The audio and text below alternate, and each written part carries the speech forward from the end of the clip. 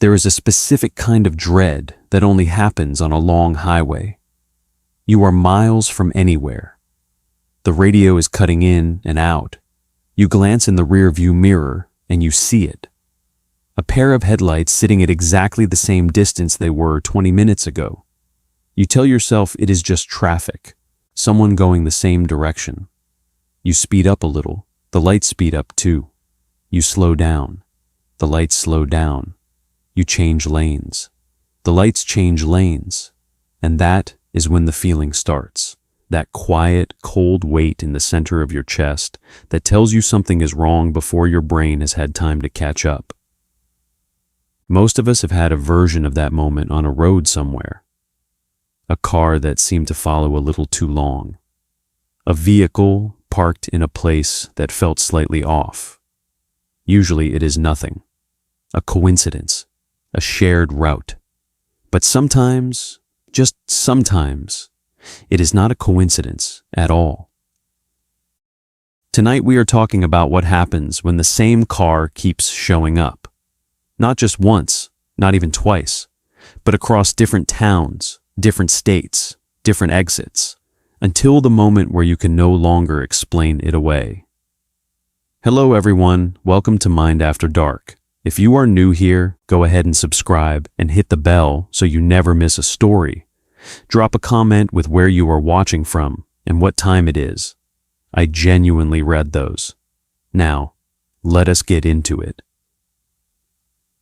Story 1. The first story comes from a man named Callum. Names in some locations have been changed at the narrator's request. My girlfriend Petra and I left Denver on a Thursday morning in late September. We had been planning the drive for weeks. Moab, Utah, Red Rock, hiking trails, good food, nothing complicated. Petra had taken the time off work. I had packed the car the night before, and we left just after 7 when the air was still cold and the mountains had that pink light on them that only lasts about 20 minutes before it fades into ordinary daylight. The first 3 hours were easy. A 70 west out of Denver, past the Eisenhower Tunnel, down through the canyon, the road following the river through the rock walls. We had the heat on low, and Petra had her feet up on the dashboard the way she always does on long drives. We were not in a hurry. That was the whole point of the trip. No schedule beyond showing up in Moab before dark on day 1. We stopped for gas near Glenwood Springs around 10. Nothing notable. I pumped the gas, Petra went inside for coffee and a bag of pretzels. We got back on the road and kept going west. It was around Grand Junction, maybe 40 minutes west of there, when I first noticed the car. I want to be honest about how it started, because looking back, I can see the exact point where I could have taken it more seriously and did not. We were in the right lane doing about 72, and I had been watching a gray sedan in my mirrors for a few miles. Nothing unusual about that. It was just there. I noticed it because the color was very flat, not silver, which catches light and shifts depending on the angle. Just a dull, matte gray that stayed the same shade regardless of what the light was doing around it. An older car, I thought. Maybe late 90s or early 2000s.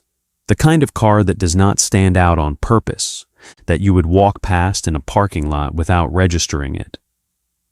I changed lanes to pass a slow-moving semi, and the gray sedan changed lanes too, a few seconds later. I moved back right, and it moved back right. I told myself this was nothing. It is a highway, you follow the traffic. I forgot about it within 10 minutes. We stopped for lunch at a diner just over the Utah state line, a small place in a town called Thompson Springs. It was the kind of spot that only exists because the highway used to route through it differently, before the interstates changed everything. Maybe a dozen tables, a long counter with stools, a glass pie case by the register with 3 kinds of pie, and a little handwritten card in front of each one. The waitress was the kind of person who had worked there long enough that she did not need to write anything down. We sat by the window because Petra likes to watch the road when she eats. She has always done this. She says it keeps her oriented, knowing which direction things are moving. We ordered and talked while we waited. Petra had a grilled cheese and I had a burger that was better than I expected. We talked about the trails. Petra had done research and wanted to do Delicate Arch on the second morning before it got hot. I wanted to do something along the river on the first afternoon if we got there with enough daylight. We talked about this for a while, going back and forth, consulting the notes she had made on her phone.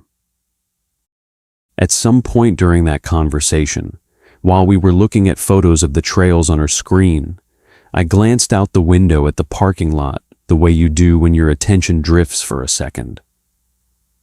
The gray sedan was parked across the lot. There were maybe 12, 15 cars total in that lot, and the gray sedan was positioned so that it faced our car directly, not diagonally, not at a normal parking angle where you pull in and the nose of the car points toward the building. It had been pulled up and turned so that its front end was aimed at us specifically. And someone was in the driver's seat. I could not see the person clearly. The sun was hitting the windshield at an angle that made it hard to make out a face, creating a flat white glare across the glass. But there was a shape there, a person sitting still, not looking at a phone, not eating anything, not looking around the parking lot the way people do when they are waiting, just sitting, facing forward in a car that was pointed at ours. I got in the car and mentioned it to Petra. She looked over her shoulder. The sedan had not moved. She said maybe they were waiting for someone inside. That was the correct, reasonable explanation. A completely sensible thing to say. We drove out of the lot, and I did not see the sedan move as we left. The gray sedan did not follow us out. I watched my mirror for about 10 minutes after we left the diner, and it was not behind us. I felt a little silly for bringing it up at all. Petra had already gone back to her phone to look at trail elevation maps. We stopped for gas, again in Price, Utah, about 2 hours later. The town is a small one, the kind that grew around mining and has been quietly contracting ever since. A few blocks of Main Street visible from the highway. I pulled into a station on the access road and started pumping. While I was standing there with my hand on the pump, I had that feeling you get before you recognize something, like your brain has already made the connection somewhere below the surface and just has not passed it upward yet. I was watching the road running parallel to us, the frontage road between the station and the on-ramp, just something to look at while the pump ran. A gray sedan went by slowly on that frontage road, the same flat matte gray, moving at maybe 20 miles per hour, slower than the traffic around it. I watched it go, waiting to see if it slowed further or turned toward the station. It did not. It kept going at that same unhurried pace and disappeared behind a low commercial building on the corner. I mentioned it to Petra when she came back from using the restroom. She got quiet, not dismissive this time. She stood next to the car and looked in the direction the sedan had gone, even though it was already gone. Then she looked at me and said, "Are you sure it is the same one?" I was not sure. I wanted to say I was, but I was not. Gray sedans are not rare vehicles. This could have been any car, but the color had been the same particular shade, and the speed had been strange, too slow for a frontage road where everyone else was doing 35, like it was looking for something. I said I thought so, and we left it at that. We got back on the highway, and neither of us brought it up again for a while. Here is where I have to explain a decision we made that I still cannot entirely justify, even now. About 30 miles south of Price, heading toward Moab. There is a route that cuts through the San Rafael swell. It is not the main highway. It is a two-lane road that runs through some of the most isolated terrain in the state of Utah. Our GPS had flagged it as a slightly shorter route, maybe 15 minutes saved overall, but the real draw was that it goes through landscape that the highway completely bypasses. I had looked at it on the map the night before we left and thought it seemed like the kind of road you take to actually see Utah, rather than just move through it at highway speed. Petra had agreed when I described it. We had already decided before we left Denver that we would take it. We turned off the main highway just outside of a small junction and started heading south on a two-lane road. Within about 10 minutes, there were almost no other vehicles. The landscape opened up immediately into the enormous red and gray rock formations the swell is known for. The road was in good shape, but narrow, the kind of road where you move slightly right when something comes the other way. We had the windows cracked and the radio was gone. No signal out there, just wind and the sound of the tires on the asphalt. Petra put her phone down and just looked out the window. We did not talk much. There was not much to say when the scenery is doing all the work. We drove like that for maybe 45 minutes. No gas stations, no intersections worth noting. A few cattle grates that rattled the car, the occasional dirt track leading off towards something invisible in the distance. I felt relaxed for the first time in several hours. The diner, the frontage road, the flat gray car that may or may not have been following us, all of it felt very far away. There was no one else on this road. Whatever that had been, it was behind us. We came around a long, sweeping bend, and the road straightened out ahead of us into what looked like 2 or 3 miles of flat, open pavement, with nothing on either side but rock and scrub and late afternoon sky going orange at the edges. About a quarter mile ahead, a car was parked on the right shoulder. I cannot explain exactly what happened in my chest when I saw it. It was not immediate recognition. It was more like a slow downward slide, the way a temperature drops before a storm. Because even from that distance, even in that orange late afternoon light, the car had that same flat, dull gray color, the kind of color that does not change with the light.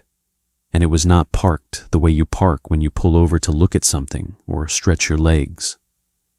It was not pulled forward to face the scenery or angled toward a rock formation worth looking at. It had been turned so that its front end pointed back toward us, toward the direction we were coming from. The headlights were off. I did not say anything. Neither did Petra. I felt my foot come off the gas without making a conscious decision to slow down.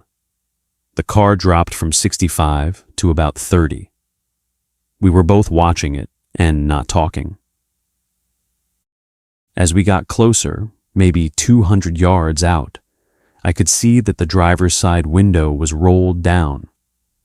There was someone sitting inside, an arm resting along the bottom of the open window. The posture of someone who had been waiting for a while and had gotten comfortable with waiting.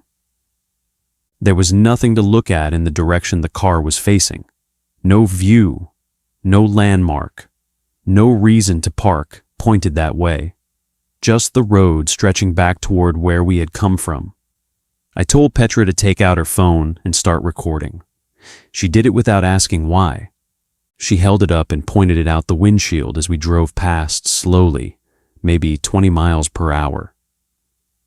I kept my eyes forward and my hands on the wheel, but in my peripheral vision I could see the driver. A man. Middle-aged was my impression. Not turning to watch us go past. Not reacting to a car driving slowly past him on an empty road, which is itself a strange thing not to react to. Just looking forward with one arm out the window. the way you sit when you have nowhere to be. We did not speak for another full mile after we passed him. Then Petra said, "That was him." Not a question, not a guess, a statement. I said, "I know."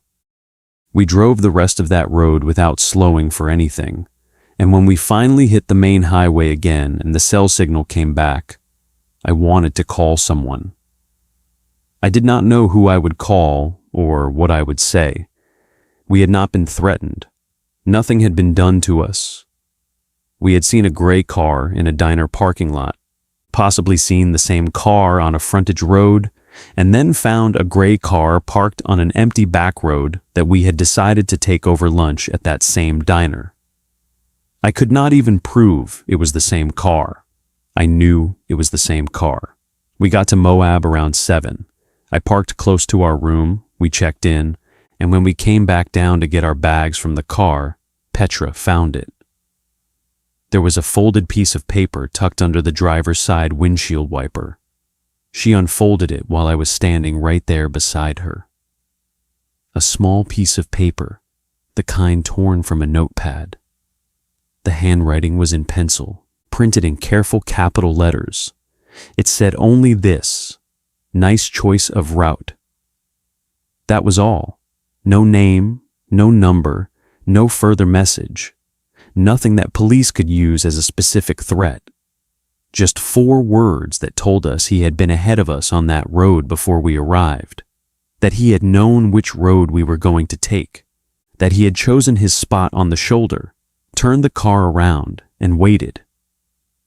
We filed a report that night. The officer was polite and patient. He told us honestly that without a license plate number or a clear identifying description of the driver, there was not much actionable. The note was photographed and taken as evidence.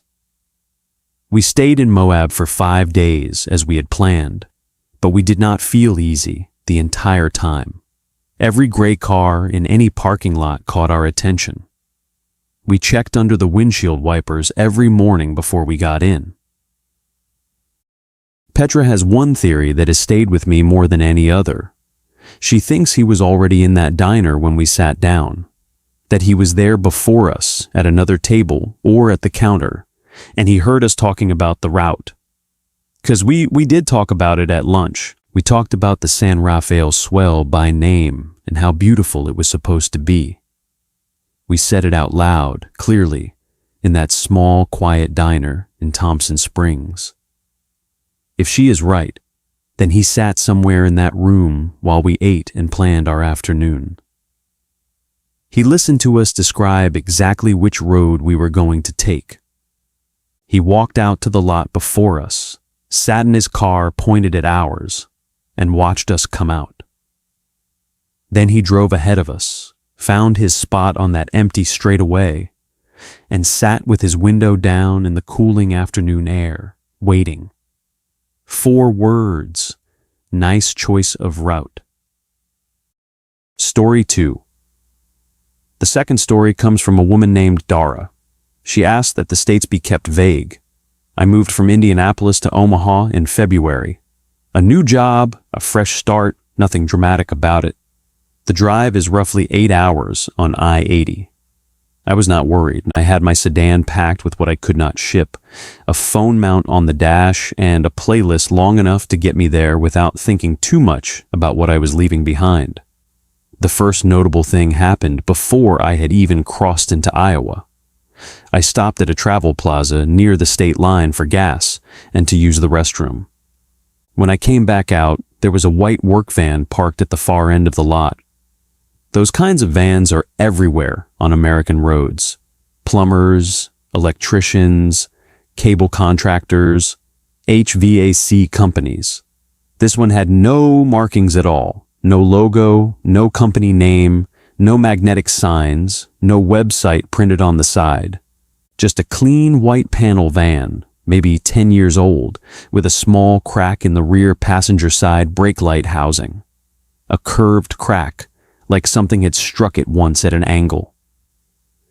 I noticed it the way you notice anything in a quiet parking lot. Then I got in my car and left. I had planned 2 overnight stops. I did not want to push the whole drive in one day with a car full of my things.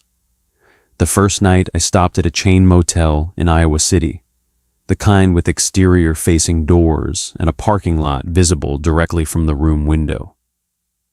I checked in around 6 in the evening, carried in what I needed, and ordered delivery food to the room. I was sitting on the bed eating when I looked out the window, the way you do when you are in an unfamiliar room. Just an absent glance. The lot was about half full. There was a white van parked near the far end, under one of the lot lights.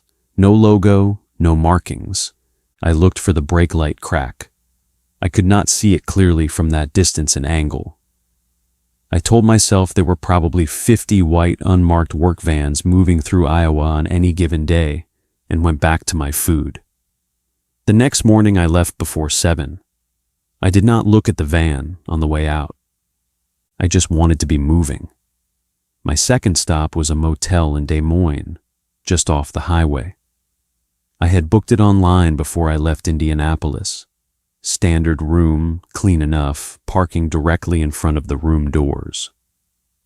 I backed into my spot out of habit so I could see the lot from inside. I always do this when I travel alone. I went through check-in, carried my bag in, and sat down on the bed. The white van was parked 3 spaces to the right of my car. I got up and walked to the window. I stood close to the curtain, not touching it, and looked. I was maybe 40 feet from the van. The parking lot light was hitting the rear of it directly. The crack in the brake light housing, small, curved on the rear passenger side. It was the same van. I sat back on the bed and thought. My phone had a full charge. The door had 2 locks and a chain. The window was locked. I was in a public motel with other guests on both sides of me and a staffed front desk. I called the front desk and asked if anyone had checked in with a white work van. The woman on the line said she could not share information about other guests. Fair answer. I asked if there was a way to report a concern about a vehicle. She said I could call local police if I felt unsafe. I said I did not feel unsafe exactly. I just wanted to note it. She said she understood, and that was the end of that conversation. I did not sleep well. I woke twice in the first hour just to look at the window. The van was in the same position both times, its outline steady through the gap in the curtain. No movement, no lights, just sitting there all night, which only told me that whoever was inside, if anyone was inside, was in no hurry. Patience like that is its own kind of threat, even when nothing is happening. I left the next morning at 5:45, earlier than I had planned. I drove out of the lot without looking back and spent the first 30 miles of highway telling myself the whole thing was in my head, that I was tired and anxious from the move and building patterns out of things that had no connection. I stopped for coffee in a town called Adair, a gas station with a little diner counter inside. I paid for the coffee and was turning from the register when a white van pulled into the lot. I watched it through the window. It moved slowly across the lot, the way a vehicle moves when the driver is looking at something, found a space near the edge, and parked with the engine still running. I could see the exhaust rising in the cold morning air. I did not go to my car. I went to the restroom and took longer than I needed to. When I came back, I ordered a second coffee I did not want and sat at the counter. I checked the window every 30 seconds or so. After about 20 minutes, the van pulled out of the lot and back onto the highway heading west. I followed 5 minutes later, watching my mirror. I pulled into the motel in Lincoln, Nebraska, around 4 in the afternoon. This was my last stop. One more night and then Omaha. I had not seen the van on the highway since Adair. I was starting to feel like it was truly over, like I had let a coincidence become something much larger than it was. I got my room key, first floor, exterior door, room facing the lot. I came back out to get my bag. The white van was parked one space to the left of my car, one space. The spot immediately beside me on the driver's side was empty, and then there was the van. Same crack in the brake light. I stood in that parking lot in the February cold and looked at it. My bag was still in my trunk. I had not even opened the car yet. I went inside without getting my bag and spoke to the front desk clerk, a young man working the evening shift. He listened carefully. He got his manager, a woman in her 50s who came out from the back office still holding a pen. I explained everything. The travel plaza, Iowa City, Des Moines, Adair, now here, one space away. She listened without interrupting, which I appreciated. When I finished, she said, "Let me check something." She went behind the desk and typed for a while. She made a phone call to someone, kept her voice low. Then she came back and looked at me with a different expression than the one she had arrived with. She said a white van had checked in at motels along this stretch of I-80. She said she had contacts at the chain's other properties and had just confirmed it. It had checked in under 4 different names, all cash payments. She said it quietly, like she was aware of how it sounded. And then she said she was calling the police. 2 officers came within the hour. While we waited, I went back to my room, put the chain on, wedged the desk chair under the door handle, and checked that the window was locked. The room suddenly felt much smaller than it had at check-in. I sat on the edge of the bed and looked at my phone, and at the door, and at the curtain over the window, and at the door again. I do not know exactly what time it was when it happened. After midnight. I had been moving in and out of a shallow, restless sleep, the kind where you are never quite under and the room never quite goes quiet in your mind. The door handle moved. Not a knock, not a voice, just the handle, turning slowly downward and then releasing back into place. One full deliberate motion. Then silence for several seconds. Then it turned again. Slower this time, with more control, as if the person on the other side was applying carefully measured pressure, testing what the door would give. The chain was on, the chair was under the handle, the door did not open, but I could hear every mechanical sound of it being worked from outside. And through the gap in the curtain, I could see the white glow of headlights. The van was parked directly in front of my room. I could hear the low idle of its engine. I did not move for what felt like a very long time. I sat with my back against the headboard and did not breathe correctly. Then the handle released one final time and went still. I called the front desk the moment it stopped. The manager answered. She had not gone home. She called the officers who had been on their way back already, and they arrived within a few minutes. The van was gone, not in the lot, not on the adjacent street, not visible in either direction from the entrance. Gone as completely as if it had simply driven forward into the dark between 1 second and the next. The officers stayed through the rest of the night. I did not sleep again. In the morning, I drove the last hour to Omaha in daylight, with every mirror checked constantly, and I did not see the van again. My best guess, from something one of the officers said carefully before he left, is that whoever was driving that van was not following me as an individual. He was finding single female travelers staying alone at budget motels along that stretch of I-80, and he had a system for it. I may have been one of several that week. I may have been the only one who noticed and kept noticing. What I think about most is the progression. Iowa City, he was at the far end of the lot. Des Moines, 3 spaces away. Lincoln, 1 space, directly beside me, engine off, sitting in the dark. And then the handle in the night, slow and measured, while the van idled just outside the curtain, each stop closer than the last. I think about what the 4th night would have looked like, and then I stop, squidly thinking about it. Story 3. The 3rd story comes from a man named Greg. His wife asked that the specific park and surrounding towns not be named. We had taken a road trip every summer for about 6 years.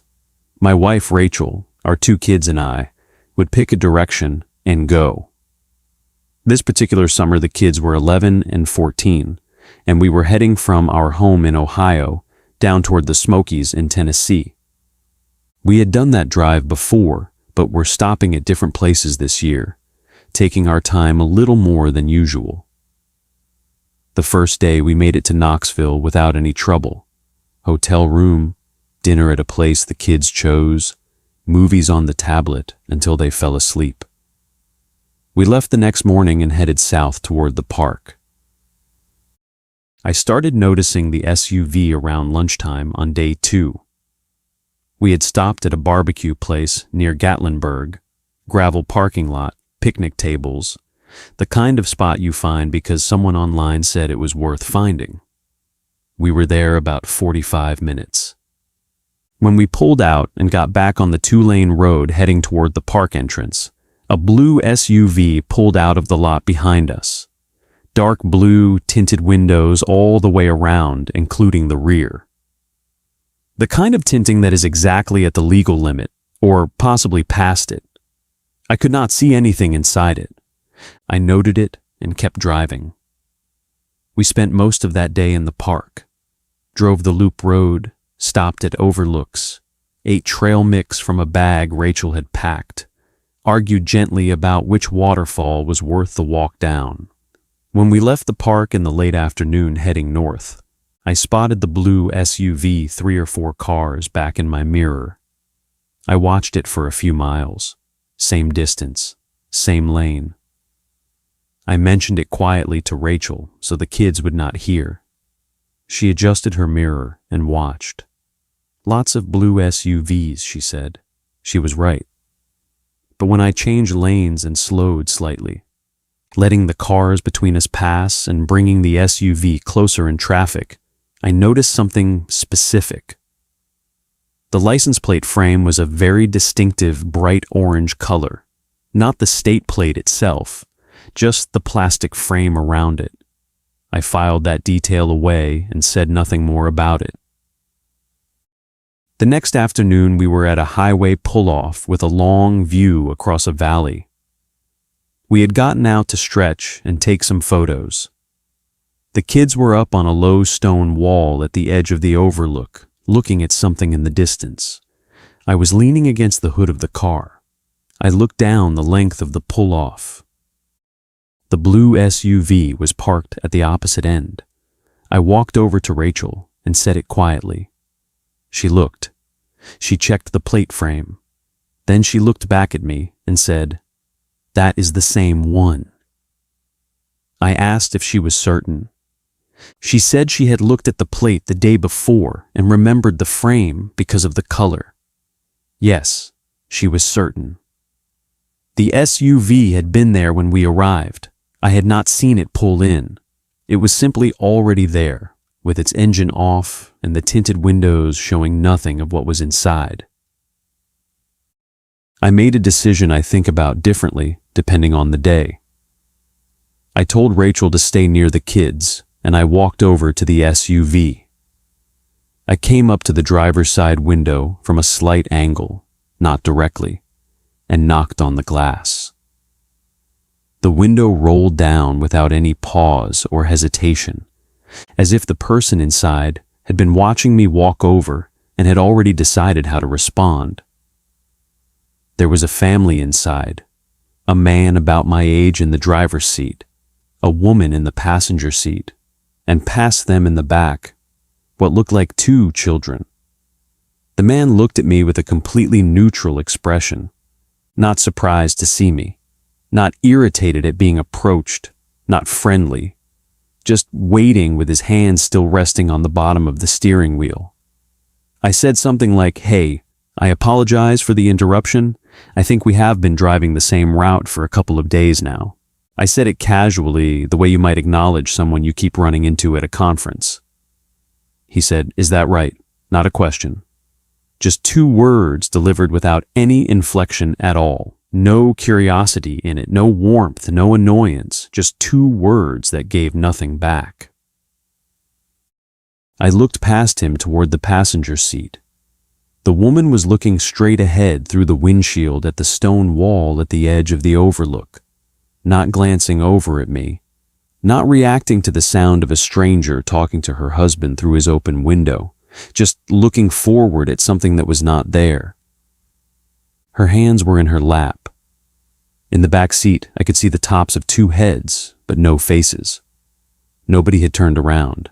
Nobody had shifted in their seat. I said something about the views. He said, "Yep." 1 syllable, same flat register.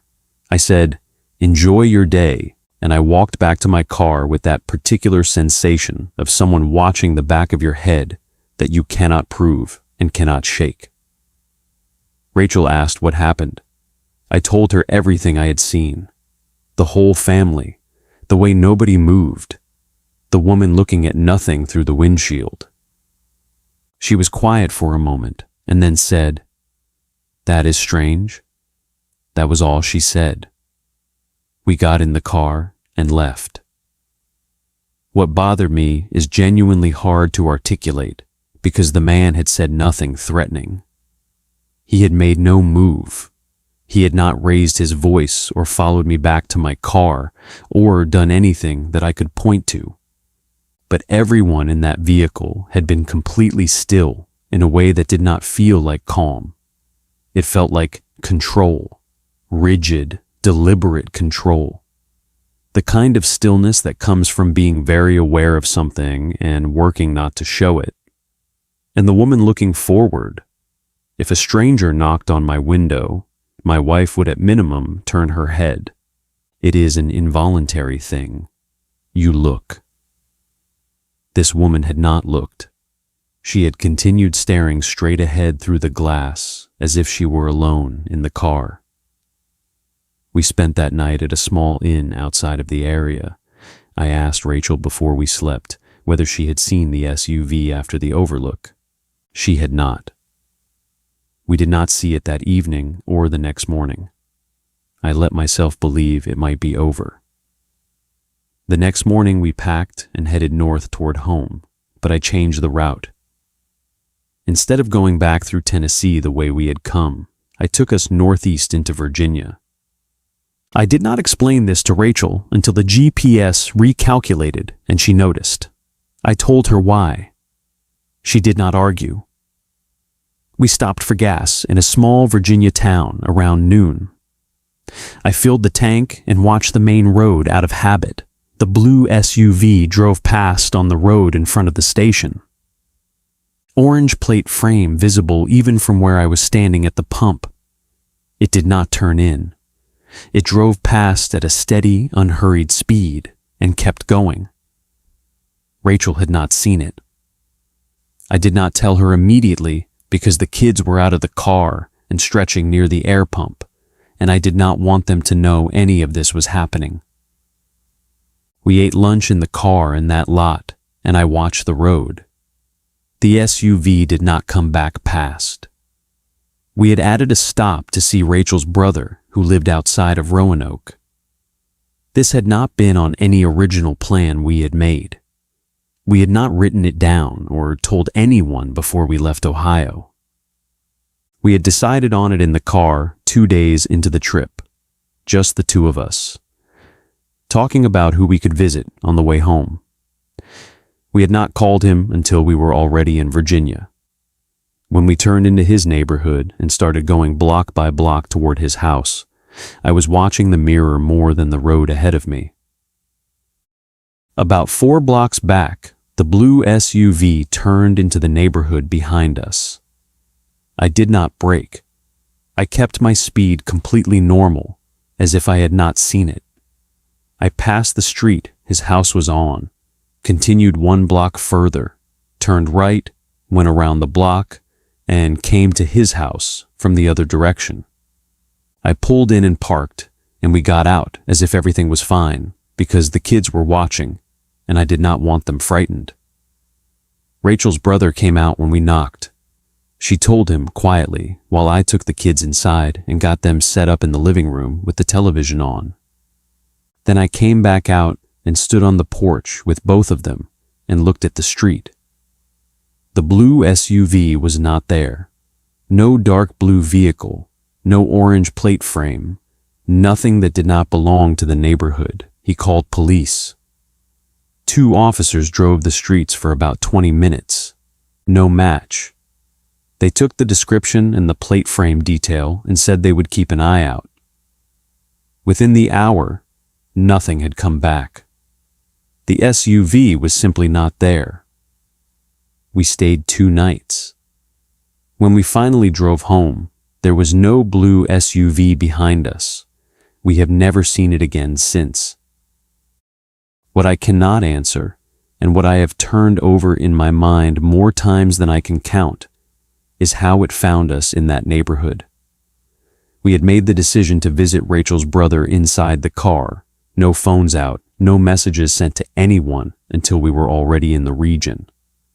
There was no posted itinerary, no social media check-in, nothing public. The only explanation I keep returning to is that it had followed us all day at a much greater distance than I was watching for.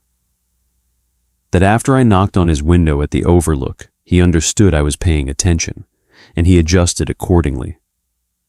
He stayed far enough back that I never picked him up in the mirror, and he watched us make that turn into the neighborhood and knew the house. I do not know what that family wanted from us. I do not know what was happening inside that car, or what the children in the back were experiencing, or whether the woman in the passenger seat was there by her own choice. I think about that last part more than the rest of it. I think about her looking straight through the windshield at a stone wall while a stranger talked to her husband, and the effort it must have taken to hold herself that still. Story 4. The 4th story comes from 2 friends, Derek and Marcus. Derek submitted this account. Marcus and I rented a car for a cross-country trip from Kansas City to Los Angeles about 4 years ago. We were both between things in life at the same time, which is the kindest way to describe where we were, and we needed to go somewhere. We rented a mid-size sedan at the Kansas City airport from a national chain.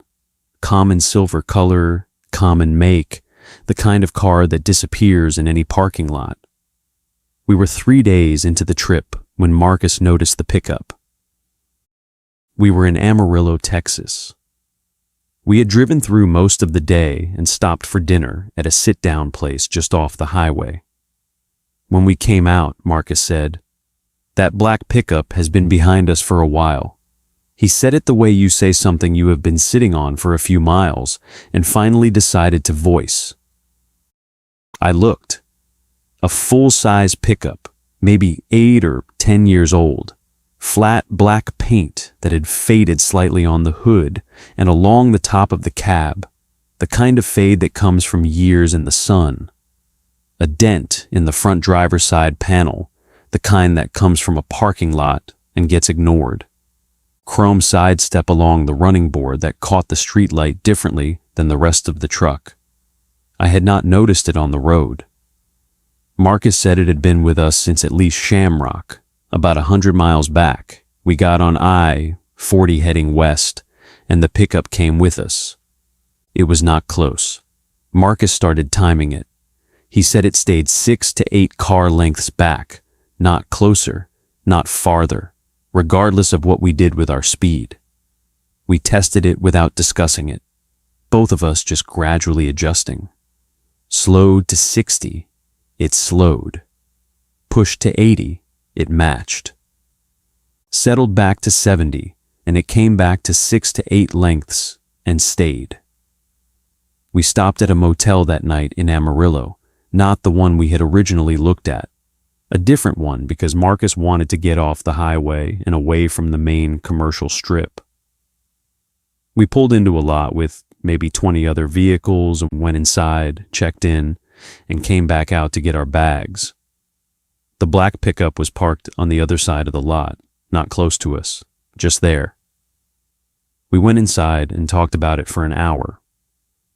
We kept arriving at the same absence of a reasonable explanation. Neither of us had any conflict with anyone, no debt, no dispute, nothing unresolved. The trip had been spontaneous. We were not people anyone would have a reason to follow. We were just two ordinary men in a rental car going west with no particular urgency. Marcus was the one who said it first. "What if it is not us?" I asked what he meant. He said, "What if it is the car?" We thought about that. Rental cars get driven by many different people. Someone could have a problem with a previous renter, someone who believed something was still inside the car or needed to know where that specific vehicle went and did not know or care that different people had it now. In the morning, the pickup was gone. I let myself think it was over. We got back on I-40 heading west. An hour later, the black pickup was behind us. We got off at a completely empty exit. A grain elevator in the distance, a county road going north and south, a stop sign, nothing else. We pulled onto the shoulder of the off-ramp and stopped completely. The pickup took the same exit. It came down the ramp, went past us slowly on the county road heading north without slowing or acknowledging us, and disappeared around a bend. We sat there 5 minutes. Then we merged back onto the highway. The pickup re-entered the highway behind us about 4 miles later. It had gone up the county road, found somewhere to turn around, and come back. It restored the same following distance as before, 6 to 8 lengths, and held it. We switched hotels in Albuquerque that night, booking a new one by phone while still driving, a place with a secured parking lot behind a gate that required a key code from the front desk. We pulled in through the gate, it closed behind us, and we felt the particular relief of being somewhere enclosed.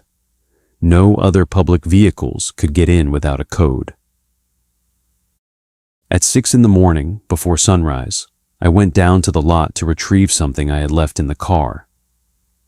I came out through the security door into the cold dark.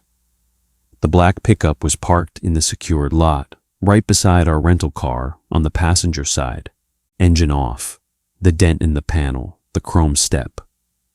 I looked at the cab, too dark and too high to see clearly whether anyone was inside. I stood in that lot for about 3 seconds and then went back inside and woke Marcus up. We called the police. An officer arrived within 20 minutes. The pickup was gone by the time he got there. He looked at the lot, noted where it would have had to enter, and took a partial plate from a photo Marcus had managed to get the day before in better light. Nothing clean came back on it. He suggested we contact the rental company and document what was happening with them.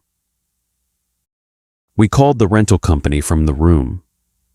The first representative we reached was not particularly useful, the kind of person reading from a script. But she put us on hold, and when she came back, her manner had changed. She said the vehicle had an open notation in their internal system. She would not say what the notation was, only that it existed and predated our rental. She said if we wanted to exchange the vehicle, they could do that at the nearest branch. There would normally be a fee, but given the circumstances, she would waive it. Marcus said we wanted to do that. Before we drove over, we searched the car ourselves. I do not know exactly what we expected to find. We just started looking. I checked the trunk, the spare tire well, under the floor mat.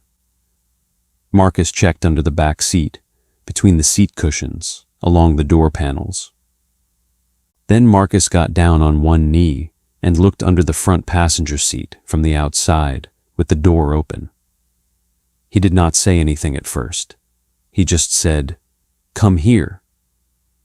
There was an envelope taped to the underside of the passenger seat, not shoved up into the gap or wedged against a rail, deliberately taped with multiple overlapping strips of clear packing tape, the kind of taping job that is meant to hold something through vibration and temperature change and time. Someone had put it there with the intention of it staying. Marcus pulled it loose. We sat in the parking lot of that Albuquerque motel in the early morning with the envelope between us and opened it. Inside were several sheets of paper folded together and a motel key card.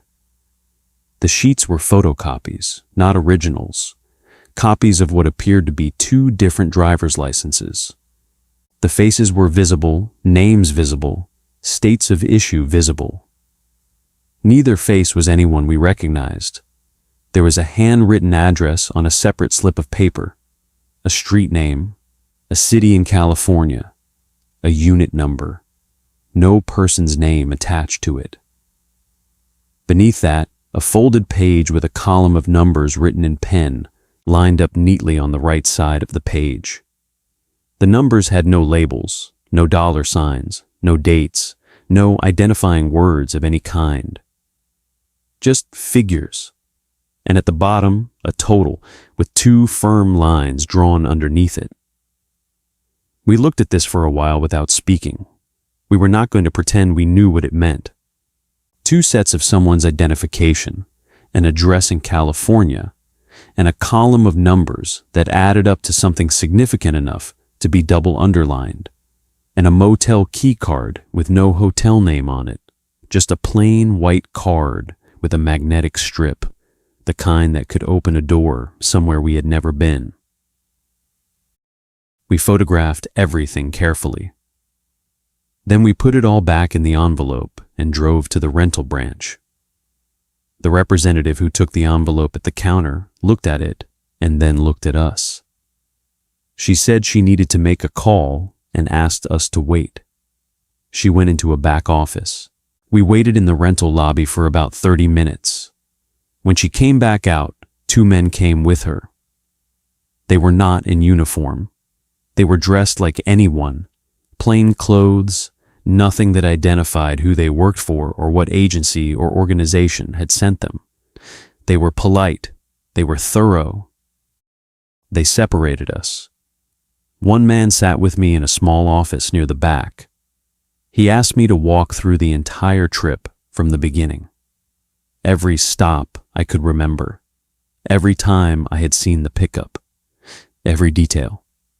He wrote things down in a small notebook and occasionally asked me to back up and repeat something. He asked me twice whether anyone had approached me or spoken to me at any point. He asked whether I had opened the envelope before coming to the branch, and when I said yes, he noted that without any visible reaction. He did not tell me anything about what we had found. He did not confirm or deny what the numbers or the licenses or the address meant. At the end, he thanked me and said we were free to continue our trip in the exchange vehicle. He said someone might follow up with us by phone. No one ever did. We got a different rental and drove the rest of the way to Los Angeles without seeing the black pickup again. I do not know what was in that envelope that made someone follow a rental car across the American Southwest before sunrise and let himself into a secured lot to check whether it was still there. I do not know whose faces were on those licenses or what waited behind the door at that California address. I know that whatever it was, two men in plain clothes drove to an Albuquerque car rental branch on short notice to collect it from two strangers who had been unknowingly carrying it for 3 days. I still check under the seats before I drive a rental car anywhere. Story 5. The fifth and final story comes from a man who asked to be called Raymond. He asked that the specific towns be kept general. I am going to tell this the way I have told it to the few people I trust, which means I am going to be precise. because the precision is the point. The parts I cannot fully explain, I will say so. The parts I can explain, I will explain completely. I drove from Savannah, Georgia to Nashville, Tennessee, alone. The drive is roughly 8.5 hours on a direct route. I was planning to do it in 2 days, spending one night somewhere in the region south of Chattanooga. I had driven long distances alone before and was comfortable with it. I left Savannah in the morning with a full tank and no particular concerns. The first time I saw the car was in South Carolina, maybe 90 minutes into the drive. I had merged onto I-20 heading toward Augusta, and the car appeared in my rear view, a dark sedan. Not quite black, more of a very deep charcoal gray, the kind of color that reads as black in low light and dark gray in full sun. No visible damage, no distinguishing stickers or frames, nothing personalized.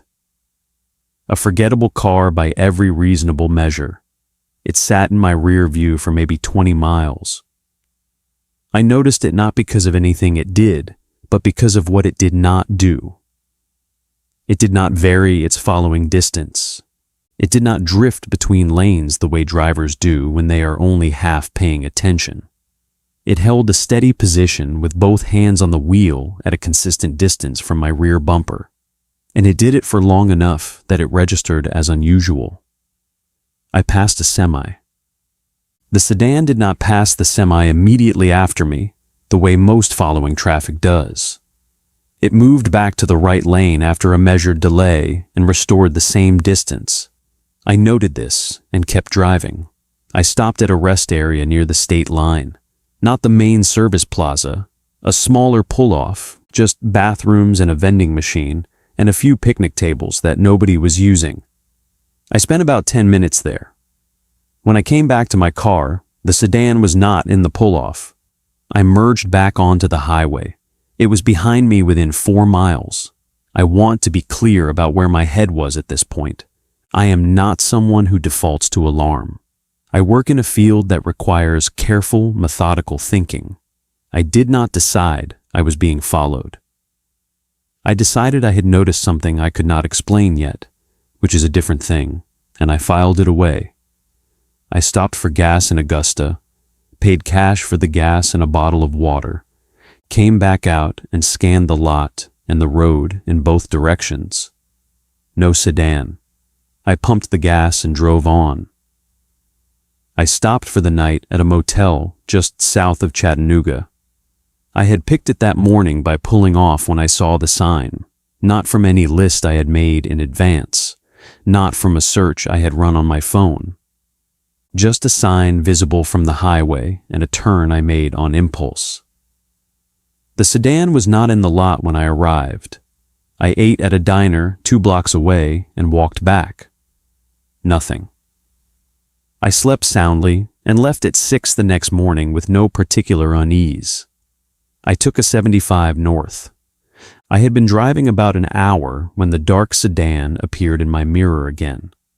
I want to tell you exactly why this sighting was different from the one the day before, because the difference matters. About 15 miles back, I had pulled over on the shoulder to check a GPS reroute notification my phone had flagged. I was on the shoulder for 4, maybe 5 minutes. When I checked my mirror before merging back in, there was no sedan visible behind me. After I merged within less than a mile, the sedan was in my rear view at the same measured distance as before. There are only a few ways to explain this. If the sedan had been behind me before I pulled over, it would have passed me while I sat on the shoulder. If it had been following at a much greater distance and happened to close the gap while I was stopped, I would have seen it approaching in my mirror before I merged. Neither of those things had happened, which meant either it had also pulled over while I was stopped, somewhere I could not see it, or it had been ahead of me and come back. Both of those explanations require deliberate action. I passed an exit and watched. The sedan stayed on the highway. I took the next exit drove through a small town at the bottom of the ramp, made a loop, and came back up the on-ramp to merge north again. The sedan was in my rear view before I reached the next mile marker. There was no longer any version of coincidence that covered this. I stopped arguing with myself about it. Something was happening, and the question was what kind of something, and what I was going to do about it. I stopped in Chattanooga for lunch at a diner I found by turning off the main road onto a side street, away from the highway commercial strip. There was nothing that would have predicted that choice. I found it by driving until something looked open and quiet. No sedan when I parked. I ate slowly and paid cash. When I came back to my car, the sedan was parked on the opposite side of the street, 2 buildings down, engine off. It had not been there when I went inside.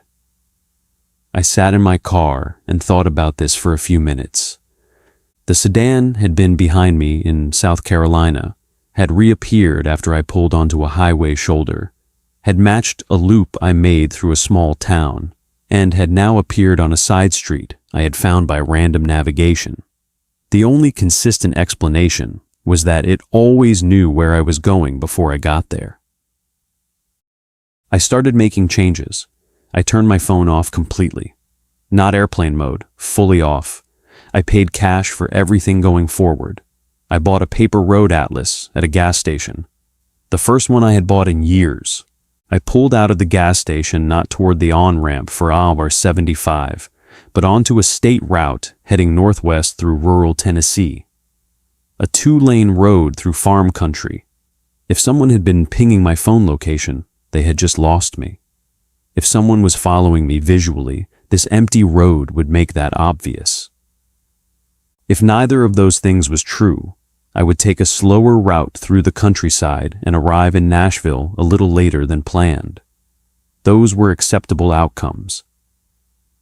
The state route was quiet in a way that long rural roads in February are quiet. Bare trees along the fence lines. Flat fields with last year's stubble still in the soil.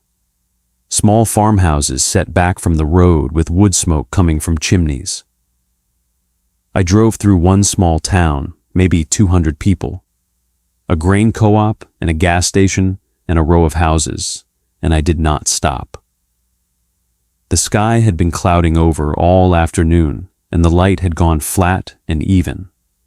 I had not seen another car in 20 minutes.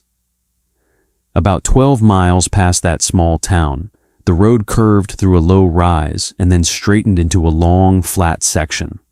I could see ahead for nearly a mile. A dark sedan was parked on the right shoulder, facing the direction I was coming from. The engine was running. I could see the faint shimmer of exhaust in the cold air. A man in the driver's seat, looking down at something in his lap, not watching me approach. I held my speed and drove past him without changing anything. As I cleared him, I looked in the mirror. About 30 seconds later, the sedan pulled back onto the road behind me. I drove and I thought. Phone off for over an hour. Route not on any GPS I had used before turning it off. Road chosen by opening the atlas and pointing at a line. Nobody had known I would take this road. No digital record of the decision existed. And yet the sedan had been parked on that road, facing the direction I was coming from, engine running, already waiting. There was only one explanation that fit everything. I found a mechanic's garage in a small town, the kind of operation run by 2 people out of a single bay with no sign visible from the road, which I would not have found if a man at a gas station had not pointed me toward it when I asked if there was any auto repair nearby. I told the mechanic and his son that I believed something might have been attached to my car without my knowledge, and I needed them to check the undercarriage and both bumpers. The son went under without asking questions. He was under there about 3 minutes. When he came back out, he was holding something in a folded shop rag. He set it on the workbench and unfolded the rag.